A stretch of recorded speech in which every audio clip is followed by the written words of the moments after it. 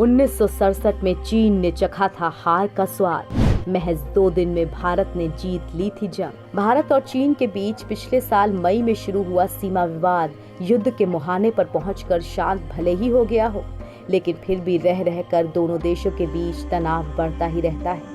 दरअसल चीन को ये गुमान है कि उसने 1962 के युद्ध में भारत को हरा दिया था, लेकिन वो भूल चुका है कि 1962 में हारने के ठीक 5 साल बाद भारत ने चीन को एक ऐसा जख्म दिया था जिसके घाव की टीस चीन को आज भी परेशान कर रही है। चोला इलाके पर थी चीन की काली नजर। साल 1962 के बाद चीन ने भारत के अक्साई चीन को हड़प लिया था।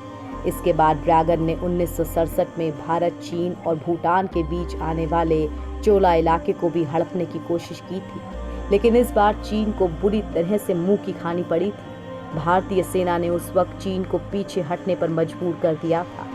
2 दिन तक चली ये लड़ाई 1 अक्टूबर 1967 को शुरू हुई थी और 2 अक्टूबर 1967 को खत्म हुई थी। 2 दिन में चीन के 400 सैनिक हुए थे ढेर। चीनी सैनिकों ने भागकर बचाई थी अपनी जान। 1967 के युद्ध में चीन के 400 सैनिक मारे गए थे तो भारत के सिर्फ 88 सैनिक ही शहीद हुए थे, जबकि 1962 के युद्ध में भारत को काफी नुकसान हुआ था। 1967 की जीत ने भारतीय सैनिकों के साहस को दोगुना कर दिया। उन्हें यकीन हो चला कि वो कम संसाधनों के बाद भी चीन से लोहा ले सकते हैं। 14,200 फीट पर मौजूद नाथुला दर्रा तिब्बत सिक्किम सीमा पर है, जिससे होकर पुराना गैंगटॉक यातुंग लहासा व्यापार रास्ता गुजरता है। यूं तो सिक्किम तिब्बत सीमा पर दोनों देशों के बीच सीमा रेखा का बंटवारा सही ढंग से किया जा चुका है, पर चीन ने कभी भी सिक्किम को भारत का हिस्सा नहीं माना। 1967 के टकराव के दौरान भारत की 2 ग्रेनेडियर्स बटालियन के जिम्मे नाथुला की सुरक्षा थी। इस बटालियन की कमान तब लेफ्टिनेंट कर्नल राय सिंह के हाथों में थी।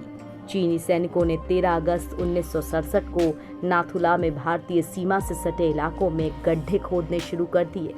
जब भारतीय सैनिकों ने देखा कि कुछ गड्ढे सिक्किम के अंदर खोदे जाने लगे हैं, तो उन्होंने चीनी लोकल कमांडर से अपने सैनिकों को पीछे ले जाने के लिए बात की। 1 अक्टूबर 1967 को नाथुला से उत्तर की तरफ कुछ किलोमीटर दूर चोला में दोनों सैनिकों के बीच भिड़ंत हो गई, जिसके बाद दोनों देशों के बीच हथियारों ने लोहा उगलना शुरू कर दिया। चीन की तरफ से शुरू हुई गोलीबारी का जवाब भारतीय सैनिकों ने कुछ इस तरह दिया कि चीनी सैनिक भाग खड़े हुए, जिसके बाद भारतीय सैनिकों ने चीनी सैनिकों के बंकरों को तबाह कर दिया। ये सबक चीन को आज तक सीमा पर गोली बरसाने से रोकता है।